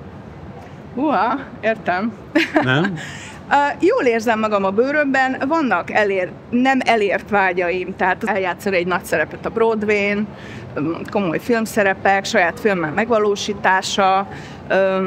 Ilyen ambíció is vannak? Igen. Saját filmet? Persze. Meg is van már a történet? Én 12 éve követek egy boxolót, világbajnok boxolót, egy latin srácot, és róla csinálok egy dokudrámát. Azt szeretném befejezni először. Mozifilm lesz ez? Igen, lehet ez mozifilm, igen. De lehet televízióra is, még nem tudom, hogy melyik irányba megyünk. És ehhez már a pénzt? Netflix, stb. Ehhez már a pénzt megszerezte? Dolgozunk a pénzen, de hát rengeteg le van forgatva belőle. Ja, hogy már... Beletettem időt, energiát, tehát beleinvestáltam a saját munkámat. Látja, milyen érdekes, leszólítottam, és egy fantasztikus élet tárul elénk. Érdekes, nagyon. Szülei élnek még? Nem élnek, képzőművészek voltak, és sajnos meghaltak, úgyhogy így végigcsináltam velük az elmúlás felé vezető utolsó fázisokat. Arra az időre hazajött? Hát akkor is ingáztam, de azért úgy itt voltam. Gyereke nincs? Nekem nincs gyerekem, amit nagyon sajnálok, hozzáteszem. Szóval jó lett volna. Tehát nem azért nincs, mert nem akartam. Nem úgy jöttek össze a dolgok. Azt hittem, hogy a pálya miatt, hogy inkább arra helyezett minden hangsúlyt. Hát lehet, hogy azért, de ez nem tudatos volt. Lehet, hogy csak így alakult inkább, igen. Szerintem a család az jó. Meg hát, hogyha nincs utánpótlás, akkor kihalunk. Köszönöm szépen. Én is nagyon. Minden jót kívánok önnek. Kezét csókolom. Oké, viszlát. The buzz on my favorite song is playing in a Broadway bar. Then you walk in and you're all alone, the hottest in the room by far. And you look up and our eyes lock in my heart. Az alapfoglalkozásom most jelen pillanatban csapatpszichológus a Honvédségnél. Tehát pszichológus. Pszichológus vagyok, így van.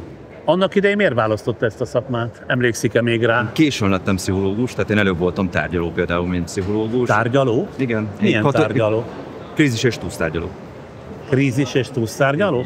De azt valahol kiképzik? Igen. Hol? Jellemzően a rendőrségnél. Tehát van egy ilyen, nem tudom, szakág a rendőrségen belül, ahol kifejezetten krízis és túsztárgyalókat képeznek? Igen. Van. És az miből áll annak a képzése? Mennyi időt vesz igénybe? Alapvetően a képzés ez egy kiválasztási folyamattal kezdődik, ahol megnézik azt, hogy a jelölt az alkalmas ennek a feladatnak az ellátására, és utána maga a képzés az akár éveket is felülel. Mi maga az alkalmasságnak a kritériuma? Jellemzően nagyon jó kommunikátornak kell lenni, ami nyilván egy alapfeltétel, viszont nagyon fontos hozzá az, hogy megfelelően céltudatos legyen a személy, pontos legyen a személy, és egyébként jól viselje a krízis helyzetekből adódó nyomásokat. És miért vonzódott, anélkül, hogy különösebben tudta volna, a krízis és túsztárgyalás iránt? Tehát miért éppen ezt választotta? Nyilván láttam rengeteg filmet, én is előtte. A többség szerintem csak itt találkozik ezzel a foglalkozással, vagy egyáltalán ezzel a szolgálati ággal. Meg akartam próbálni. Jött egy felhívás a rendőrségen belül, hogy lehet jelentkezni magára a kiválasztásra és a képzéssel. Megpróbáltam, és ott ragadtam. De mi vonzotta benne? Most már azt mondom így 10 év után visszatekintve, hogy a segítő szándék. Én nagyon élveztem azt, hogy egy erőszakszervezeten belül a békés megoldást képviselhetem. Bár mondjuk egy erőszaktevővel szemben. Nem feltétlenül, tehát azért azt tudni kell, hogy a krízis és túlsztárgyalás, az első része a hangsúlyos a krízis tárgyalás. Nagyon sokszor találkozunk olyan emberekkel, akiknek a legrosszabb napja van éppen. És ebben benne vannak azok, akik mondjuk öngyilkosságot szándékoznak elkövetni, akik csak belesodródtak valami nagyon súlyos cselekménybe, de alapvetően nem feltétlenül rossz emberek. Tehát a krízis tárgyalás ezt jelenti, hogy aki olyan helyzetbe kerül, ahonnan meg kéne menteni, akkor bevetik önöket. Egy olyan helyzetbe kerül, ami fenyeget azzal, hogy valami súlyos erőszak felé tolódik. Ez akár önmagára nézve súlyos erőszak felé, tehát saját magát bántja, akár az, hogy a környezet felé súlyos erőszakot fog mutatni. Jellemzően itt szokták bevetni a tárgyalókat. Ilyen esetekhez volt köze? Igen. Sokhoz? Jelentős mennyiségűhöz. Mi volt ebből mondjuk a két legemlékezetesebb? Mindig és majdnem minden öngyilkos jelölttel való kommunikáció az emlékezetes, mert ott egy nagyon-nagyon intenzíven, rövid idő alatt kapunk egy élettörténetet, ami egy nagyon súlyos kimenetig elcsúszott. Kitől kapják ezt az élettörténetet? Jellemzően attól, aki el akarja követni ezt az öngyilkosságot. Tehát a szóba tudunk vele állni, ha meg tudjuk nyitni, ő el fogja mesélni, hogy miért van ott. Na de már önmagában az is egy kétséges dolog, hogy szóba tud állni vele, ugye, hogy hajlandó-e tárgyalni. Ez a munkának a része, igen. Tehát itt nagyon nehéz elfogadni azt, hogy nem mindenkinek tudunk tárgyalásos úton segíteni, nem mindenki menthető. Voltam kint Ugrónál például, aki fönt volt az egyik hídon, és egy nagyon-nagyon szomorú napja volt, ahol nem jött össze semmi. Nagyon szeretett volna elérni valamit, bírósági ügye volt, nem sikerült elérni azt az ítéletet, amit szeretett volna. Nem sikerült utána hozzátartozóival úgy kommunikálni, hogy szeretett volna. Belecsúszott egy kisebb autóbalesetbe, és egész egyszerűen szépen lassan odasodort, hogy felmászott az egyik hídra, és azt mondta, ez egy napon belül történt. Ez egy napon belül történt vele, tehát ezért mondtam azt, hogy a legrosszabb napokon találkozunk néha az emberekkel. Akkor ön mit mond? Tehát ilyen helyzetben ő ott van a hídon, önt hozza a rendőrség, ugye, mint hivatásos túsz vagy krízistárgyalót. Hogyan kell ennek neki kezdeni? Pszichológusként én azt mondom, hogy az öngyilkosok nagy része az nem meghalni akar, hanem másképp élni. És ez az, amiben én bele szoktam kapaszkodni, és ez az, ami engem egy ilyen helyzetben mindig vitt, hogy abban segítsek neki, hogy megtaláljuk azt a módot, hogyan tud ő másképp élni, és kiszakadni ebből a helyzetből, ami most egyébként ide sodorta. Na mit mondott ennek a hídra felkapaszkodott embernek? Megszorítottam és megkérdeztem, hogy mi történt. És néha ez csodákat tesz. Tehát amikor tényleg oda tudunk fordulni valakihez, és megkérdezem tőle, hogy mi történt. Jellemzően ilyenkor, amikor már egy tárgyaló kér a helyszínre, akkor mondjuk le van zárva a környezet. Nem ritkán ott van már a mentő, ott van a tűzoltóság, valaki már próbálkozott kapcsolatot felvenni vele. Tárgyaló általában a vége felé szokott kérni az ilyen történeteknek, de nincs ott közvetlenül mellettem jellemzően senki, ha csak nem valamelyik társam. És megszólítja az illetőt, néven szólítja? Ha tudom a nevét, akkor igen, ez mindig segít. És csak annyit kérdez, hogy mi a baj? Nem. Mi történt? Mi történt? Hát ez egy annyira nyitott kérdés, hogy jellemzően elkezdenek rá mesélni. Válaszolnak rá? Válaszolnak rá, és el is mesélik egyébként, hogy mi történt, és abból ki szokott rajzolódni az, hogy mi az, ami fölvitte őket arra a helyre. Mennyi időbe kerül általában, amíg le tudja szelídíteni a végletes tettekre készülőket? Hatalmas szórást mutat, ez percektől akár órákig tarthat. Mindig van sikerélménye? Tehát mindig általában le tudja beszélni a végzetes tettéről az illetőket? Itt sosincs bebiztosítva a siker, mindig kétesélyes, amikor neki kezdünk ennek a történetnek. A jellemző az, hogy akit megszólítunk és szóba tudunk elegyedni vele, az általában meggyőzhető arról, hogy ne tegye meg. De van, aki például nem is hajlandó kommunikálni, ugye? Előfordul az így. És akkor az ön szeme láttára bekövetkezik a végzet? Előfordulhat ez is. Szerencsésnek mondhatom magam, én nem voltam olyanon, ahol elkezdtük a tárgyalást, beszéltünk az adott személlyel, és utána mondjuk öngyilkos. Milyen személyadottság kell ehhez? Én úgy gondolom, hogy az, hogy amikor fölérek oda, vagy egyáltalán szóba tudok állni vele, én valóban szeretném azt, hogy ne tegye meg. Engem valóban érdekel a története. Én nagyon szeretem az emberek élettörténetét hallgatni, és valóban segíteni szeretnék, amikor odaérek. Engem érdekel az, hogy miért van ott, és az is, hogy egyébként mit tudna utána csinálni. De segíteni végül is nem tud, mert utána az illetőt mondjuk leszedte a hídról, hazament, és magára maradt a problémájával. Én hiszek a rendszerben annyira, hogy azért ilyenkor nem marad teljes egészében magára, tehát ilyenkor azért kap egyfajta pszichiátriai ellátást, és hogyha van körülötte bárki vagy bármi, ami segíteni tud, ritka az, hogy azonnal vagy rövid időn belül próbálkoznának. És amikor mondjuk megment valakit, az nem merül fel önben, hogy de hiszen az volt a szándéka, hogy meg akar halni, akkor hogy jövök én ahhoz a kívülálló, az ismeretlen, hogy lebeszéljen erről? Ezekben a történetekben mindig meghalljuk azt, hogy mi az, amivel nem akar együtt élni. Ez egy nagyon beszűkült állapot. Ezek az emberek, akik már úgy döntenek, hogy véget vetnek az életükkel, jellemzően nem gondolkodnak más megoldásba, és nem látnak más megoldásokat. Ilyenkor az egyik feladatunk lehet az, hogy egy kicsit kinyissuk nekik azt a dobozt, amiben vannak, és megmutassuk, hogy rengeteg más opciójuk is van, nem csak ez. Ifjúkorától is érzett késztetést arra, hogy valami ilyesmivel foglalkozzon, vagy ezt a véletlen hozta úgy, hogy rátalált arra, ami egyébként belevágott az érdeklődésében? Mielőtt én ebbe teljes egészében belekezdtem, én ügyeleten dolgoztam, ez nagyjából a filmekből ilyen diszpécser központként lehet ismerős. Tehát a rendőrség ügyeleten? Igen, és ott is szóban tartottam a kapcsolatot mind a kollégákkal, mind pedig az állampolgárokkal, tehát megvolt ez, hogy a kommunikációra alapozva dolgozom. Ez a lehetőség úgy jött, hogy ki is mehetek abból az ügyeleti helységből, elszakadhatok a telefonból, akár oda mehetek személyesen a krízis vagy bajba jutott emberekhez, és úgy tudok nekik segíteni. És azt megmondom, hogy szerintem iszonyat módon vonzó volt.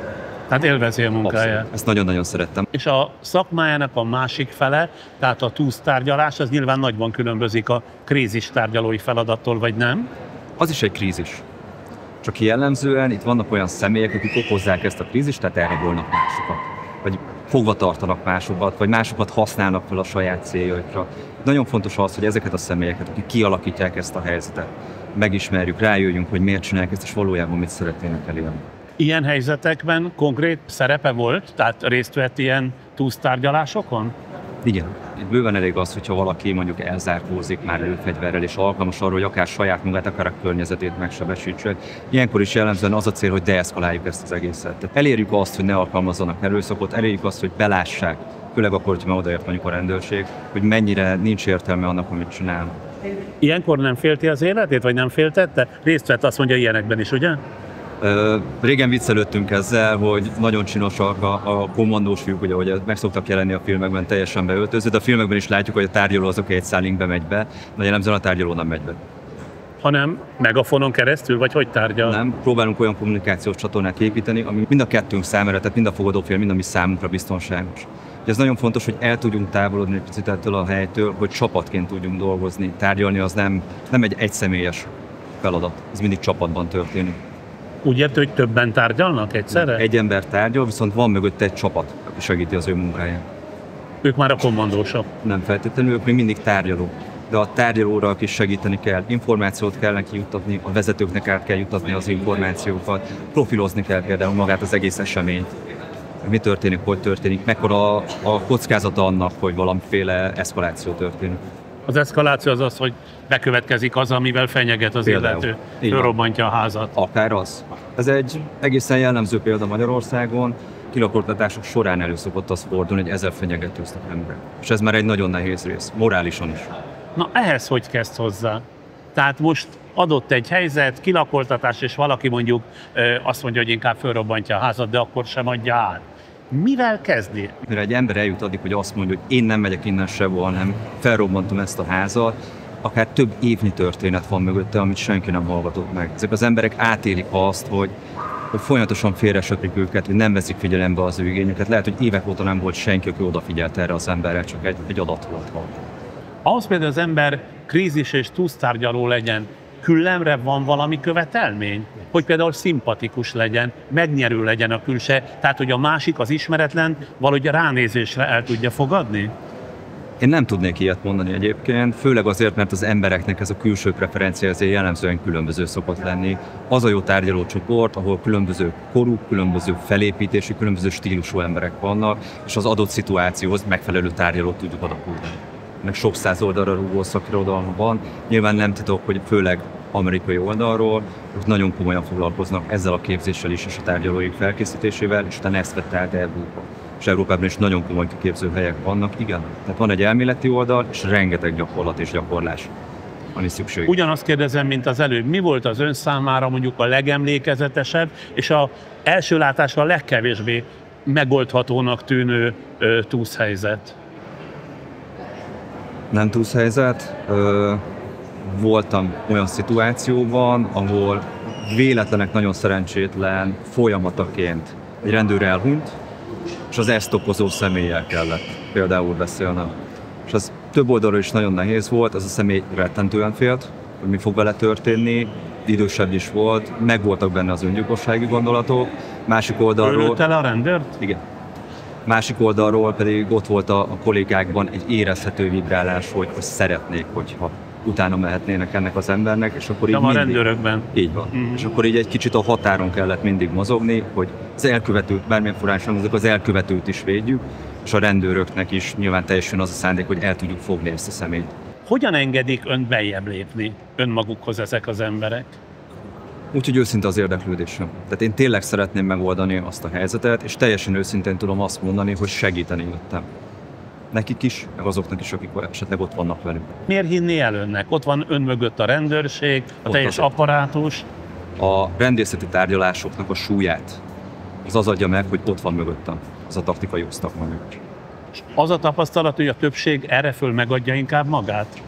Jellemzően az emberekben nagyon erős az élni akarás. És félnek. Tehát amikor már látják azt, hogy ez a tett nem fogja elhozni a számukra vágyott kimenetet, tehát nem tud meglépni mondjuk a pénzzel, amit meg akart szerezni, akkor igen.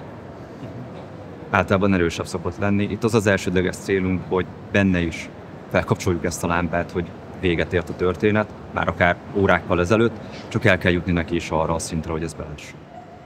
De miért ne követné el akkor, hogyha tudatosul benne, hogy itt a vége, tehát minden kapu lezárult? Az emberek nyerni szeretnek, és itt már nem nyerhet. Itt azzal nyerhet, hogyha mondjuk sérülés nélkül el tud onnan jönni. Azzal nyerhet, hogyha enyhébb büntetést van a bíróságon. Ezt ön tudatosítja is bennük, tehát mondja nekik? Igen. Aha. Tehát az, aki önként lemond a bűncselekmény folytatásáról, az enyhébb ítéletre számíthat valószínűleg. De most már sajnos nem ezt csinálom, teljesen mással foglalkozom, a honvédségnél vagyok. Itt is segítek az embereken, és a pszichológus az ilyen egyértelműen segítő szakma.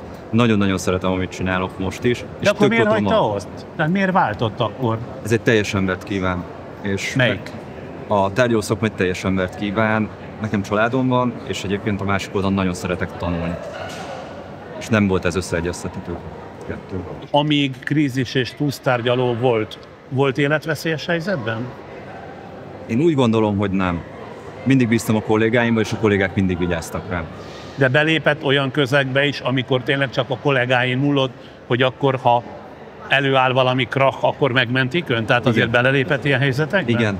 Ilyenkor azért a tárgyaló is nagyon bevonódik ezekbe a helyzetekbe, és igen, van, hogy nem figyeltem arra, hogy mondjuk hol van a biztonságos távolság. Ilyenkor nagyon jó, hogyha van mellettem valaki, aki megfog és mit visszahúz.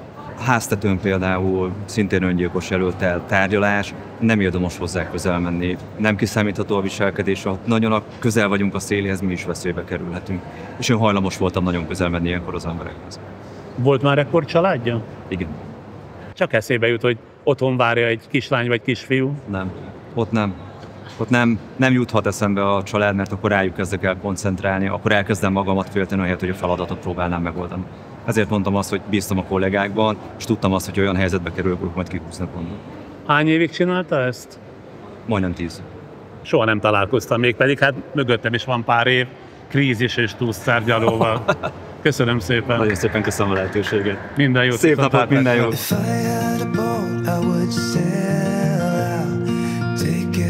Brother and sister of mine, we roll in the sunshine and sleep when it's dark, hoping to find somewhere we can come. But it's Jó napot kívánok! Bordi András vagyok. Bordi András? Igen, Andrisnak szól is, kérlek. Andrisnak? Igen. Te meg akkor engem Sándornak, jó? Rendben. Mit csinálsz? Elmegyünk Hová? vonattal Hová?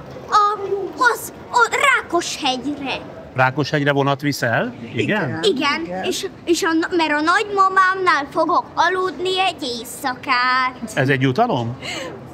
Nem, péntekenként szokott ilyen lenni. Hogy péntekenként elmegy a nagymamához? Igen. A metróról úgy szálltunk le, hogy nyújtózkodva elértem a kapaszkodót. Viszont. Nem mondod. De...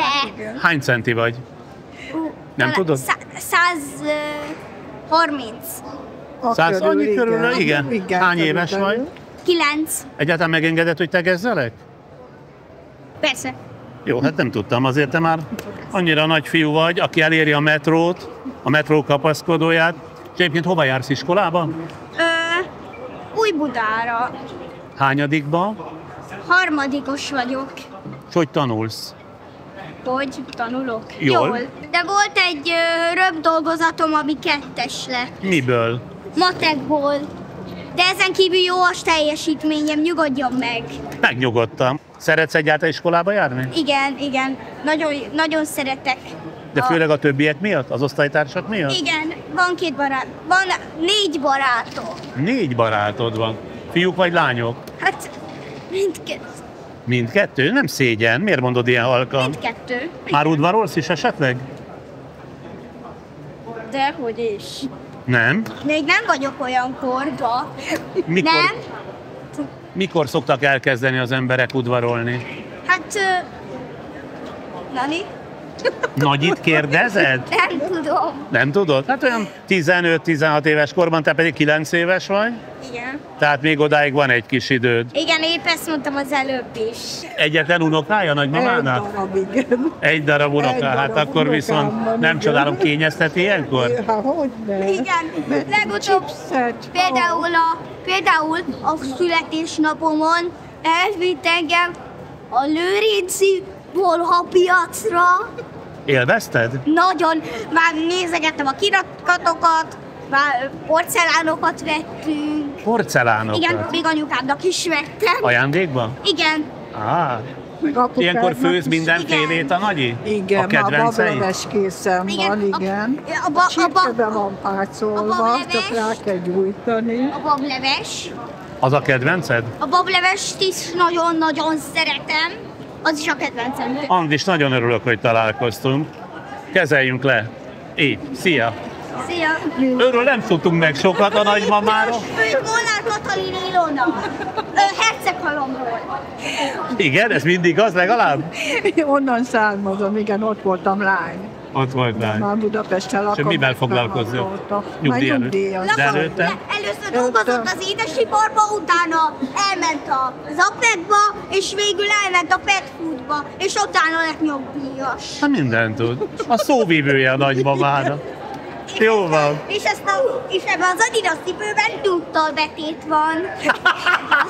Na jó van. Csókolom a kezét. Viszlát. Szia. Viszontlátásra. Erre mondom, hogy tegezés. Tegezlek, oké. Szia. Well, maybe it was fate when you walked in the door. I could have sworn I've seen your face before.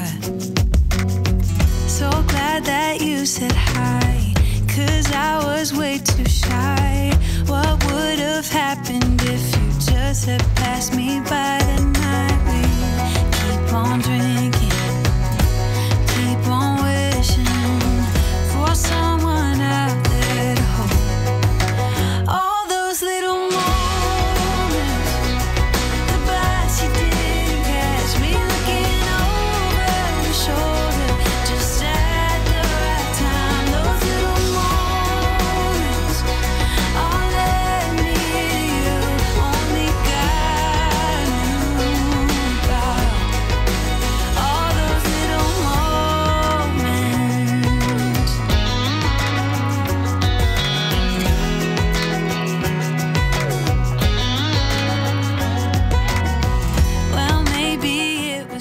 Ez volt tehát a mai csokor, végére egy kedves kisgyerekkel, de mint a bevezetőben említettem, mához egy hétre folytatjuk ezeknek az aluljárós történeteknek a sorát, mert annyi érdekes sorsra és emberre találtunk, hogy a másik felét sem mellőznénk bemutatni. Aki pedig szeretne ilyen és ehhez hasonló beszélgetéseket a jövőben is látni és hallani nálunk, kérjük támogassa műsorkészítésünket, mert azért az ilyen külső helyszínen készülő összeállítás nem 2 fillér. Számtalan kreatív módon támogathatják műsorkészítésünket, vagy itt a képernyő alatt kissé jobbra, a köszönet gombra kattintva van lehetőség erre, vagy a donably.com-on, ez a legfrissebb támogatási forma, amit már magyar nyelven is lehet kezelni, de ott van a jó öreg patreon.com is, amin a Friderikus Podcast oldalát felkeresve rendszeres támogatásunkra kínálkozik lehetőség. A támogathatóság minden egyéb mozzanatát részletesen leírtuk, amit a tartalomismertetőnket követően olvashatnak itt a YouTube-on, a képernyőnk alatt. Természetesen köszönjük, ha bármilyen formában is támogatják podcast készítésünket. Még nincs ám vége a mai adásnak, csak előbb hadd adjunk teret, nem több mint 15 másodpercben támogatóinknak. Váltsd a zöld megoldásokat valóra. Raiffeisenbank. Váltsd velünk valóra. A műsor támogatója a Nissan magyarországi forgalmazója, a Grand Automotive Central Europe Kft. OTP Travel, mert biztosan utazik. Végezetül hadd hívjam fel figyelmüket korábbi friss beszélgetéseinkre, de archívanyagainkra is, amelyeket még a televíziózás hős korában készítettem, és azok közül nem kevesebb, mint 320 már megtalálható a YouTube oldalunk 5. vagy 6. vízszintes sorában. A frissebb podcastjaink közül pedig kiemelném például a 2 hete felkerült, igen átfogó sokrétű elemzést a világ kritikus térségeiről, az orosz-ukrán háborúról, a közel-keleti pattanásig feszült helyzetről, a kaotikus Balkánról, a nagyon közeli amerikai választások eshetőségeiről, és természetesen Orbán Viktor nemzetközi szerepjátszásáról. Mindezeket egy hete körülbelül 100 percben beszéltük végig Nagy Gáborral, a HVG vezető szerkesztőjével. A beszélgetésünk korábbi részében már idézett Timothy Garton Ash, brit történész arra a kérdésre, hogy az orosz-ukrán háború tekintetében milyen prognózist lát, azt feleli, hogy idézem, garantálni kell Ukrajna területéből annak a 4/5-nek a biztonságát, amelyet a kormány az ellenőrzés alatt tart. Ehhez kell a NATO tagság. Ha a 32 NATO tagállam közül nem mindegyik szavazza meg, külön kétoldalú megállapodásokkal kell ezt garantálni, Lengyelország, Franciaország, Németország és az Egyesült Államok közreműködésével. Egy közvéleménykutatás azt mutatja, hogy Ukrajna többsége, ha vonakodva is hajlandó lenne elfogadni a területi veszteséget a biztonságért cserébe és az Európai Uniós tagság reményében. Ha ebben közreműködik Magyarország, neki is és az Európai Uniónak is sokkal barátságosabb szomszédja lesz. Hogy teljesen reálisnak tartom-e ezt az utóbbi változatot, nem merném állítani, hogy igen, de emellett kell érvelni, el kell magyarázni az embereknek, mi a vereség ára. Ön ehhez mit szól? Az úgynevezett realista külpolitikai vonalban elindult egy olyan gondolkodás, hogy ezt a konfliktust ezen a ponton lehet, hogy le kellene és érdemes lenne zárni a további emberveszteség miatt, úgy, ahogy Timothy Garton említette és ön felolvasta, hogy Ukrajnának a remények szerint átmenetileg le kell nyelni egy területi veszteséget, ami a háború realitását tükrözi, és az Ukrajna döntő többségének, területileg, politikailag mindegy, hogy nevezzük, annak meg kell adni a NATO tagságot és az EU tagságot. Ez egy borzasztó hosszú folyamat, és valóban a NATO-ban a konszenzus érvényesül, tehát ha mondjuk Magyarország nemmel szavazna egy ilyen megoldásra, akkor valóban ezek a kétoldalú biztonsági megállapodások, vagy akár többoldalú biztonsági megállapodások lépnének életbe. Sokszor példaként emlegetik az NSZK-t és az NDK-t, hiszen ott is létrejött egy olyan szövetségi rendszer, amelyiknek az egyik fele ide tartozott, a másik fele oda tartozott. Megint csak azt mondom, hogy szörnyű és szomorú dolog ilyenekről beszélni, de a realista külpolitikai megfontolásokban most ez a megoldás, vagy ennek a megoldásnak a lehetősége fölmerült. És akkor legközelebb mához egy hétre találkozunk, ha önök is úgy gondolják, akkor folytatjuk a találkozásokat emberekkel és történeteikkel az aluljárókból.